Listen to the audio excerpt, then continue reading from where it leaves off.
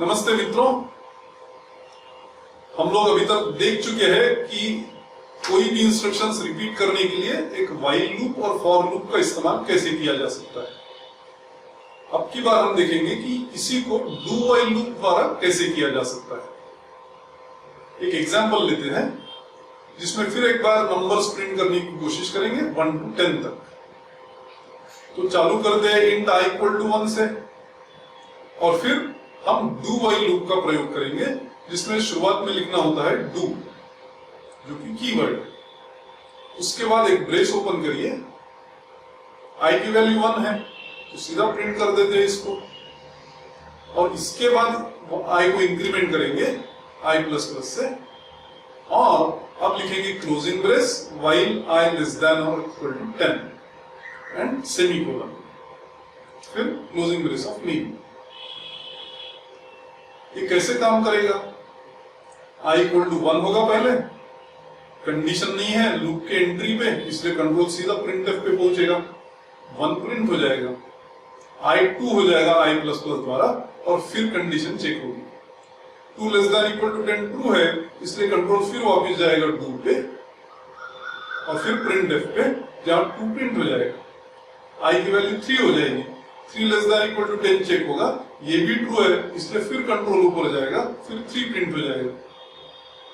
ऐसा होते रहेगा कब तक? जब तक 10 नंबर प्रिंट ना हो जाए। जब printf 10 प्रिंट करेगा i प्लस प्लस 11 हो जाएगा, अब की बार 11 less than equal to 10 fail होगा, इसलिए अब कंट्रोल ऊपर नहीं जाएगा, कंट्रोल सीधा डू व्हाइल के बाहर आएगा, क्लोजिंग ब्रेस ऑफ मेन पर पहुंचेगा और एग्जीक्यूशन खत्म हो जाएगा। तो इस सिंपल तरीके से हम लोग 10 नंबर प्रिंट करा सकते हैं डू व्हाइल लूप का प्रयोग करके। अब कुछ नुस्खे समझ लेते हैं।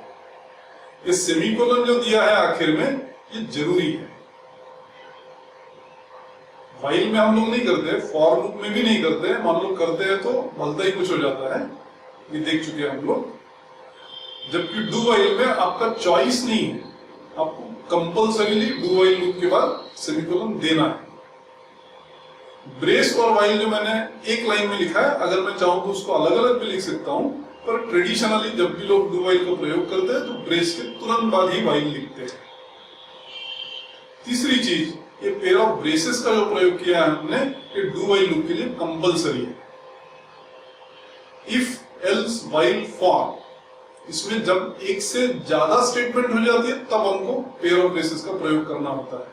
जबकि डू व्हाइल लूप अगर एम्प्टी भी रहा तो भी पेयर ऑफ ब्रेसेस कंपल्सरी है।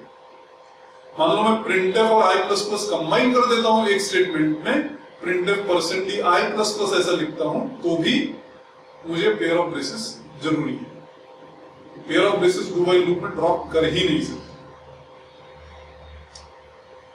अब कंपेयर करके देख लेते हैं व्हाइल, फॉर और डू व्हाइल को। मान लो मैं एक अटपटा सा व्हाइल लूप लिखता हूं जहां मैं कंडीशन दूंगा while 4 less than 1, printf high. अब इसी को अगर मुझे फॉर लूप द्वारा कराना है तो मैं क्या लिखूंगा? फॉर 4 लेस देन 1, इनिशियलाइजेशन और टेस्ट, इनिशियलाइजेशन इंक्रीमेंटेशन मैं नहीं लिखूंगा, टेस्ट को लिखना है, फिर प्रिंटफ हाई। और इसी को अगर डू व्हाइल लूप से करूंगा तो मैं लिखूंगा डू। अब देखिए एक ही स्टेटमेंट है, फिर भी पेयर ऑफ ब्रेसेस कंपल्सरी है। अब मैं लिखूंगा डू व्हाइल 4 लेस देन 1। पहला लूप जब एग्जीक्यूट होगा तो एंट्री पर ही ये कंडीशन फेल होगी, 4 कभी भी 1 से कम नहीं होगा, इसलिए कोई भी आउटपुट नहीं आएगा। उसी प्रकार फॉर लूप में भी कोई आउटपुट नहीं आएगा, जबकि डू व्हाइल लूप ऐसा नहीं होगा, क्योंकि डू पे एंट्री पे कंडीशन नहीं चेक की जाती है, आखिरी में की जाती है। इसलिए प्रिंटफ हाई एक बार तो एग्जीक्यूट होगा, मतलब आउटपुट हाई आएगा, और बाद में कंडीशन पे पहुंचेगा। अब उसको पता लगेगा कंडीशन तो एब्सर्ड है, ये कभी ट्रू होनी नहीं है, इसलिए कंट्रोल वापस ऊपर नहीं जाएगा, और एक बार तो हाई प्रिंट हो चुका। इसका मतलब दोनों लूप्स में क्या फर्क है? व्हाइल और फॉर एक जगह है, डू व्हाइल थोड़ा हटके है, वो आपको गारंटी करता है कि उसके अंदर जो भी स्टेटमेंट्स लिखोगे वो एक बार एग्जीक्यूट जरूर होगी। तो जब भी आपको ऐसा मौका पड़ेगा कि कोई स्टेटमेंट्स चाहे जो भी हो जाए एक बार तो एग्जीक्यूट होनी ही है, एक से ज्यादा होगी कि नहीं वो डिपेंड करेगा कंडीशन क्या रिजल्ट देती है उसके ऊपर। तो एक बार तो एग्जीक्यूट होना ही चाहिए। ऐसी अगर आपकी रिक्वायरमेंट है तो जरूर डू व्हाइल लूप का प्रयोग आप कर सकते हो। धन्यवाद।